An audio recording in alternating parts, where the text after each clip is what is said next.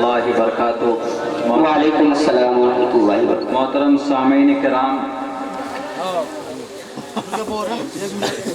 मैं सबसे पहले माफ़ी का तलबदार कि मुझे बहुत पहले पहुंचना था, नहीं पहुंच पाया। यहाँ तो ऐसा लग रहा है कि कोहरा कम, सड़कों पे जाइए तो आपको रास्ता नज़र नहीं आए। मैं इस पे भी तकरीबन 80 और 85 की स्पीड पे ज़िला किशनगंज से अभी चल कर आया हूँ आपके बीच, और मुझे अभी तक शाम का खाना नसीब नहीं हुआ। मैंने अभी तक खाना भी नहीं खाया। बस आप लोगों की मोहब्बत का नतीजा है कि हम एक रात में 2 प्रोग्राम कभी कर लेते हैं। ऐसा कभी कभी होता है, वरना एक रात में एक ही प्रोग्राम में जाना होता है। उमूमन 2 प्रोग्राम अटेंड करने में ये दिक्कत होती है। रात बहुत हो चुकी है, ज्यादा लंबी बात न करते हुए मुख्तसरन कुछ पैगाम देना चाहता हूँ। कल 26 जनवरी भी है और आपको कल नहीं बल्कि आज है। मेरी दावत थी 25 तारीख की, आज तो 26 तारीख है। तो कल मेरा कल का भी प्रोग्राम है, इसीलिए उसकी भी रियायत ज़रूरी है।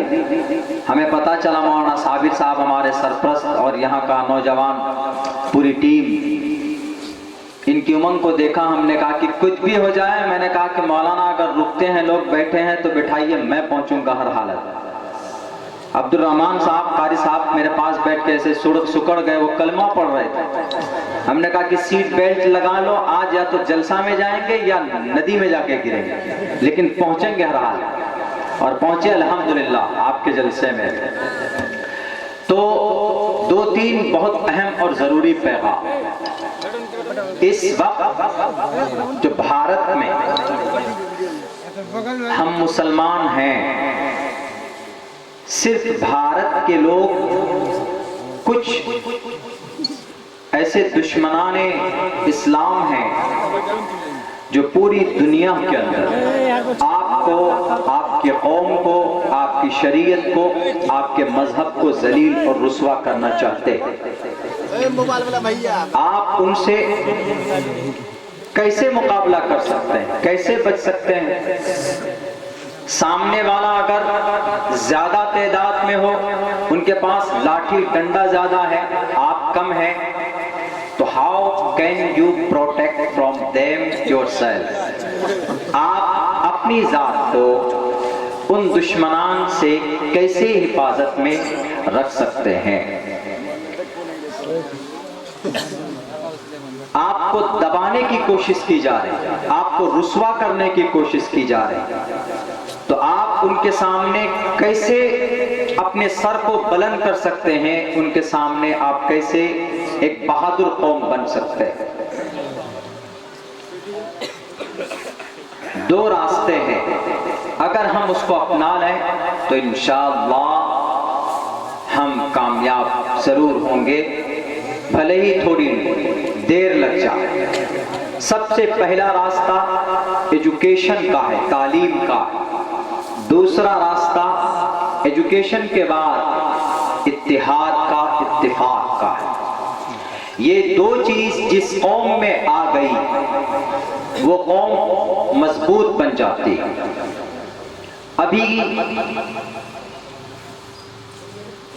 एक एहतजाज चल रहा, प्रोटेस्ट चल रहा है किसान आंदोलन के नाम से। किसान सबसे ज्यादा तादाद में सिख लोग हैं। सिख लोग इस देश में 2.5 से 3% हैं, मगर वो 2.5 से 3% मुत्तहिद हैं एक प्लेटफॉर्म पर। उनकी इत्तिहाद की वजह से आज सिख लोग जो किसानों की तादाद है, उन्होंने नाक में दम किए हुए हैं उन लोगों के जो उनके हक हुकूक को लूटना चाहते थे। दूसरी बड़ी चीज जो एजुकेशन की है, तालीम की है, अब यहाँ पर एजुकेशन तालीम कौन सी जरूरी है? हमारा मदरसे वाली तालीम या स्कूल वाली तालीम, दोनों ही जरूरी है। आज मैंने वहां पर भी जलसे में एक बात कही, हमारे इस्लाम के अंदर एक अच्छी चीज है हुस्न अखलाक। हुस्न अखलाक का मतलब यह है कि अगर आपको कोई गाली देता है तो आप उसकी हिदायत की दुआ कीजिए, ये हुस्न अखलाक है। ऐसा नहीं है कि कोई अगर आपको मारा है तो आप पत्थर उठाकर उसका सर फोड़ दीजिए। अगर आपका कोई नुकसान किया है तो आप उसका मुर्गा पकड़कर जिबा करके खा लीजिए।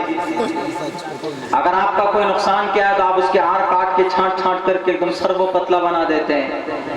ऐसा नहीं, अगर आपके साथ कोई बुरा कर रहा है तो आप उसके साथ अच्छे बर्ताव करें, इसको हुस्न अखलाक के लिस्ट में आता है। इस्लाम के अंदर ये अच्छी चीज है। और ये कहां से, इंसानियत, ह्यूमैनिटी, मानवता, वेयर इज कमिंग फ्रॉम, कहां से आता है, कहां से हासिल होता है, कहां से क्रिएट होता, उत्पन्न कहां से होता? आज मैंने एक लिटरेचर पढ़ा, तुर्की के एक यूनिवर्सिटी के किसी चांसलर ने लिखा, उसने कहा कि एक तरफ कुरान की तालीम और एक तरफ साइंस एजुकेशन, विज्ञान, हालांकि science the created from the Quran, Quran से ही निकलता है साइंस। उन्होंने लिखा कि जब किसी इंसान के अंदर कुरान की भी तालीम हो और उस इंसान के अंदर साइंस की भी तालीम हो, सामाजिक, तो ये दोनों तालीम जिस इंसान के अंदर आए तो उस इंसान के अंदर इंसानियत होती है। उमूमन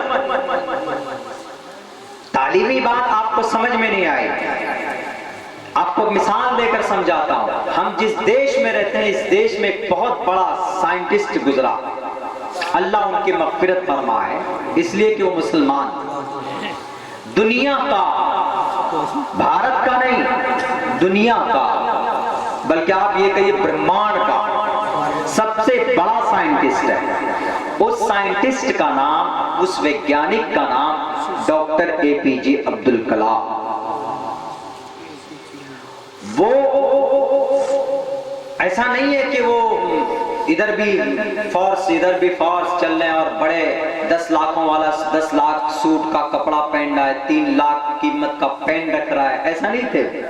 वो बहुत सीधे साधे इंसान, बहुत सीधे साधे, नीचे जमीन पर बैठकर भाषण देते थे।